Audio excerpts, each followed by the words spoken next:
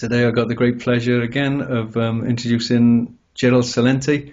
Gerald's the founder of TrendsResearch.com and an author.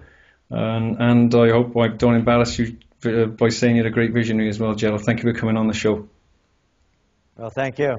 Yeah, you're welcome. And when I say visionary for the future, I mean that is what you do, isn't it? You tell people the future by looking at the trends and what's going on at the moment, which is sometimes a bit of a ghastly thing to have to face.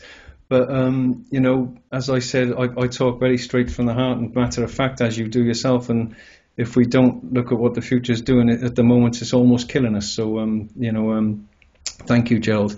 I'm so happy to hear you talking, Gerald, about the Great Awakening. I've got your synopsis here that I've got about the 2013. When's it coming out? Tomorrow or the next day, I think? Well, the TrendsJournal, our publication, actually this one's 60 pages. Wow. And no advertisements. Advertising's free. Yeah. And it's coming out tomorrow, Wednesday. Fantastic. I really look forward to that. I really enjoyed the last one. It was great, you know. And so much, like I said, that's why I admire you so much, Gerald. And I want to thank you from the bottom of my heart. I don't want to embarrass you, but it's the truth. Doing what you're doing and saying what you're saying, it's a big deal. It really is. You're a great mouthpiece for truth, and we need that so desperately now. And people are realizing that all over the world. And thank goodness for you and the team there. So thank you all very much. Okay, let's look at the top trends for 2013. We got the synopsis: war, peace, and awakening. Renaissance or ruin. I'm delighted to hear you talking about the Great Awakening, Gerald. It's so exciting to hear you talking about that. You talk about it so well, and it's got to be talked about now. I've said many times, if we can't face our situation, it's like a map. If we can't see where we are, we're never going to know where we're going, and we've got to face, even if it's brutal, we've got to face. And I like the Renaissance because I just looked the word Renaissance up in the dictionary. I told you I didn't go to school much, and it comes from the Italian word, of course, yeah, Rinascimento, and Renescere, which means to be reborn. So talk a little bit about the Renaissance or ruin. You know, I'd say transformation or annihilation is that kind of thing. You know. Yes, it is. Let's go to the Great Awakening. What happened here in the States, when it was the colonies, was that first it was a religious revival. And people came to understand that, no, there isn't just one religion to follow, and that your salvation really depends upon who you are and how you live your life. It's not dictated by a higher religious authority. And regardless of what religion you believe in, salvation is all the same. It's your deeds on earth, if you believe in salvation, will send you on in a different way. If you live a life that's filled with crime and distrust and deceit, then that's your salvation. That's what you'll go into. And if you live one in believing in the gods that you believe in or God that you believe in and follow that, then you will have a salvation that mirrors that. So that was the first part of the Great Awakening. The second part of it was an understanding that there is no royalty out there. There's no royal blood. King George, take it easy. You're not better than anybody else. Stop giving us your orders and dictates for us to follow. So works like Common Sense from Thomas Paine came out of that. And that was the foundation upon which the American Revolution was founded. That there is no royal blood. You don't bow down to anybody because they think their mother is better than yours. So that is also what's happening now. You look around the world, it's a new nobility. They don't call themselves kings and queens. They're chancellors and prime ministers and presidents. Any time these clowns show up, they got a red carpet, they got a bunch of flunkies dressed up in costumes saluting them, they have the paparazzi taking pictures, they run through town like those old movies where the stagecoach came ripping through town, knocking over people because the king of the noblemen were in a hurry. It's the same thing now. They close down airspace. They close down highways so the plebes don't get in the way, you know? Hey, the royalty has to swing by. So there's this outrage over this. And you look at polls in the United States, Congress is now rated lower than cockroaches and colonoscopies. And I'm not making that up. That's a fact. I absolutely. So now we're looking at that Great Awakening. On the Renaissance end, there's people are understanding that these clowns, these people with the mentality, the stupidity, and the arrogance of King George III, the SOB, I think, died in a mental hospital. They're running the country and the world. Yeah, I know their names, and so does everybody. You got the wanker Cameron over there. You got the bullshitter in chief over here, Obama. You got that little Hollandaise over there, Hollande, over in France. These little guys couldn't fight their way out of a paper bag, and they're starting world wars. Now they're in Mali. Oh, and they're wondering, is Al-Qaeda going to strike against France? For France going in with aircraft and killing people all over the place in Mali? Oh, no, you can't. No, only we could fight. You can't fight back mentality. So before that happens, we're pushing for a renaissance. And the Renaissance, when you go back to Europe, it followed the Black Plague. It was the realization that people were living lives that were destructive. As you said, a rebirth, reborn. Alle Romana e alla Antica, in the manner of the Romans and the ancients, is what the Italians said to describe the quality of what they were producing, their work, their art, their crafts. Exactly. So that's what we're looking at. And what we're going to be announcing in this Trends Journal, and you'll be receiving it tomorrow, great. Gerald Celente's 4 Rules of Peace. I'm not going to go into them now, but I believe it's a peace plan. It is unique. It will bring peace if people support it.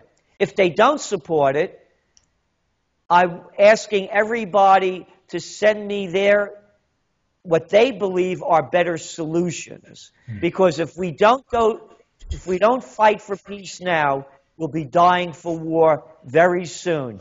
The psychopaths in chief are taking us to war, not only in Mali and North Africa, Syria, next is Iran, and next is going to be World War III. Absolutely, Gerald.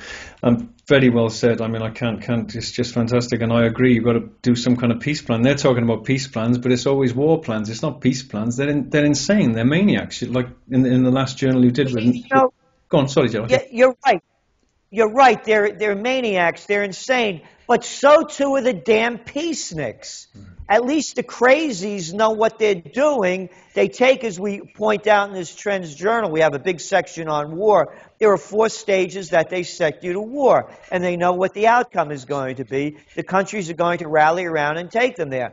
The peaceniks, on the other hand, they keep doing the same damn stupid things over and over again. It's like Einstein said, doing the same thing over and over again. It's insanity and expecting different results. They never bring peace. They have petitions. They have marches. Oh, I love it over here. We're near Woodstock, New York. They go out in silent protest, the women dressed in black. Oh, yeah, they've been doing it for 12 years now. It's really working great. So we need something that's going to work. Yeah. And I believe that this peace plan is going to work if people follow it. Like you said, there's no way. What we've been doing isn't working. There's no doubt about it. And people, even with the Occupy was great, wasn't it? But it's worth the 99%. I bet the 1% is looking at them and saying, "Yeah, you're damn right you are. You keep remembering that, So we need, at some point, you do need action, and that's why I don't go along with a lot of the things. What you resist persists. You mustn't look at anything negative in the spiritual circles, and all the rest of it, Gerald. It's time for action. We can't wait for these maniacs to change. I mean, Netanyahu, in my opinion, I'll say it here and now. I'm not frightened to say it. That man should be put in a mental hospital immediately. That guy's mad. And he's taken the word, and everyone's scared to say it because he's Israeli. I don't care. The guy's a nutcase, and he should be put in a mental hospital because he is the biggest threat to humanity now. He is, so we can't wait for these people to change, as you know, Gerald. We've got to change Now we've got to do something about it. And I think until we turn our backs on these people, they're not going to change. They're too steeped in madness and greed, and they can't stop wars, you know. Like you said, Mali, look at Mali now. I just looked at the, the AFRICOM thing. It's comical what they say. We're bringing justice, we're bringing peace. No, you're not. You're going there probably for the minerals and the oil. And haven't you done enough to the black man? I mean, I was shot at in Cape Town. I know what it's like there, you know. I used to follow cars with white police beating little white kids up. It's unbelievable, and they're not going to change it. So absolutely, we as a society have got to change things ourselves. It's no good going on these marches. Hell, we're like Oliver Twist with our balls. Please, sir, give me more. It's got to change now, and it's got to change with people changing themselves, as you said. We've got to change, and we're in a new. I've written here in my book about the birth of a new epoch. Epoch, the word comes from the Greek word epoche, which means stoppage. So it's like something's stopping, Gerald. It's an epoch, new epoch. It's like a pregnancy. When you're pregnant, the pregnancy stops, and then you've got to give birth. If we don't give birth now to another system, we've had it, as you know, and I'm glad to hear you saying that you're putting some kind of plan together. We can't just keep waiting for these people. They're insane, Gerald. Well, they are. And again, you'll be receiving it tomorrow, and you're free to talk about it as much as you like, go over it. It's in detail. And then we're going to be following up with a video as well in a week or so. Excellent. So that's some of the trends. The other one, and the other trends that we're looking at is the economy. And of course, I don't have to tell you what's going over there in Europe. It's only going to get worse. They're saying the worst is over now. That's the word from the European Union. No, it isn't. It's just covering it up a little bit more. They're printing more money. You look at the news, what's going on in China. They're dumping money into the system to keep it going. You look at the new Prime Minister of Japan, Abe. They're putting more. He's forcing the Bank of Japan to print more money. The United States, we're printing more money. In the EU, they have lovely names. I love it. Long-term refinancing operations, LTRO. Yeah, pumping money into the system, or ongoing monetary transactions. But white shoe boy language for dumping cheap dough into the system. So our economic forecast for 2013 is more of the same, but worse. Yeah, if we don't do something about it. And that's why I'm glad to you putting in a plan, whatever it is. I'll be excited to read it, Gerald, and I'll support it absolutely and talk about it as much as I can, because I know it'll be something sensible from you. And I still can't believe these people are talking about, the recovery. It's like trying to resuscitate a dead corpse that's already killed you. It's a Frankenstein's monster, this economy, Gerald, that's killed us. And I'm glad you put me right last time when I mentioned something like this. You said it's not the currency, it's the people using it. And I was glad you said that to me, because it made me look at it slightly differently, But, the system that's in place is killing us. There's no doubt about it. And they're trying to bring back the same thing, and it'll kill us again and again and again. It's built on short-term greed and fear, Gerald. And until we change that, it's going to kill us as humanity. Imagine someone looking from another planet. Look at those people. It's like an asylum. It's gone mad. We've got to stop handing our power over to these maniacs and somehow escape the tyranny. There's no doubt about it. Well, one of the things, people, they think that it's a conspiracy theory. Oh, I hate that, don't you? I hate that word now, conspiracy. We got to... Yeah, well, that's what I mean. So they think there's an Illuminati, pulling the strings. If there's an Illuminati behind the scenes, they have the un-Illuminati doing their dirty work. Because, again, when you look at the names, you mentioned Netanyahu, go down the line, Merkel, Monti, Draghi. You go around the world, it's one crazy, sick people. It's one sociopath after another. So there is a new world order, however, and it's not a conspiracy. No, it's the truth. The new world order is the banking order. Yeah. And the banking, nothing has changed. It goes back to the days of that, famous in the scriptures of Jesus Christ driving the money changers out of the temple. The only time the Prince of Peace becomes violent, to pick up a whip to drive these people out of the temple. So the money changers were destroying the people back then. So the money changers changed their names. Now they're called Deutsche Bank. They're called Credit Suisse. Exactly. They're called Wells Fargo. They're called Citigroup. They're called the Goldman Sachs gang, the Merrill Lynch mob. The Deutsche Bank bandits. That's all they are. It's the same ones that Christ was changing out. They just changed their clothes and put on a different act. And it's that ethical compromise thing. I keep warning people about it. It's not profound. It's common sense. It's that they just can't control themselves, Gerald. It's like putting a kid in a sweet shop, or a child in charge of a nuclear reactor. These people can't control their lust for greed and power. So there's no ceiling when it comes to what they'll do to get more and control. And that worries me. And I was looking at the Trends synopsis again here. You were talking about the Trends Journal recognizes that these things that are all entwined. They're not only connected but accumulative. Cumulative, Gerald. And I talk about the feedback loops, and I like when you were talking about that. I look forward to that in the journal, because these idiots, and I'm sorry, they're idiots without vision and wisdom, and that's why they're causing so much problem. You put people in power without vision and wisdom, like the Iraqi Indians used to look 7 generations down the line with most decisions they made. These people aren't even looking down the path to their children's future, because they're so, tied into that lust and for money. But the consequences down the line, Gerald, the feedback loops, they haven't even come back towards us now, just from decisions that have been made now and before. And they'll knock our teeth out, and I'm glad to hear you talking about that in there. Well, again, these people, it's not they're not like children in a candy shop. What they're more like is an addict, a heroin addict, or a cocaine addict. These are money junkies. They need a money fix. So when you're an addict, you have no bounds or boundaries. Exactly. All you want to do is satisfy your addiction, and they're addicted to power and money. Yeah. And that's all this is. So when you're absolutely right about lacking vision and wisdom. They're concerns of power and authority or money.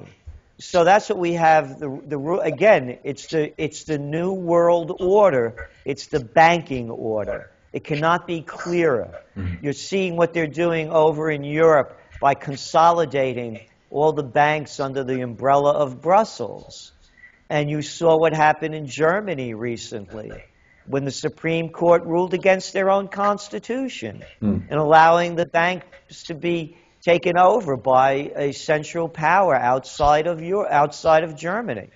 So again, these are the people that finance the wars, that back the wars, that are the wars. And as you aptly pointed out, in Africa, it's about uranium, it's about gold, it's about copper, it's about zinc, it's about rare earth minerals and natural resources.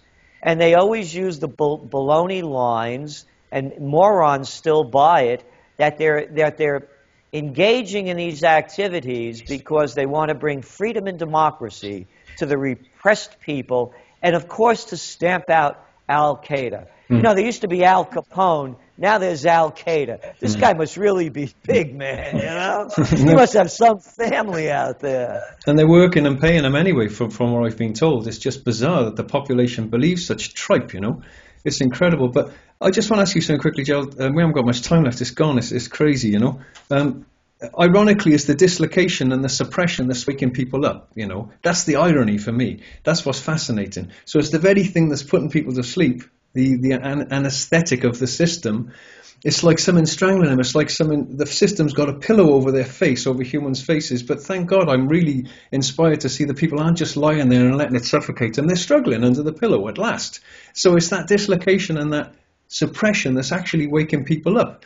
But, can you see us moving forward and building systems without this mad government, Gerald? Well, surely that's what we've got to do. It seems so daunting. It seems impossible almost, doesn't it? Because we're so brainwashed that we've got to have them to lead us. And we all want to be spoon-fed. I want to be spoon-fed. We're like babies. But we've got to grow up now and realize they're killing us. It's as simple as that.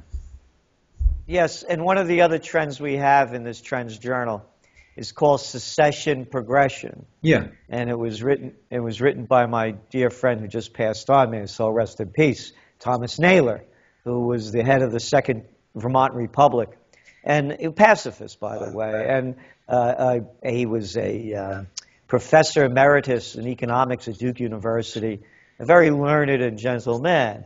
And he really schooled me into how the systems are too big to operate, and they're just getting bigger and bigger. So one of the solutions, the secession, is that countries break down into smaller units. They're too big to operate, just as the Soviet Union collapsed under its own weight. So too are all these other governments.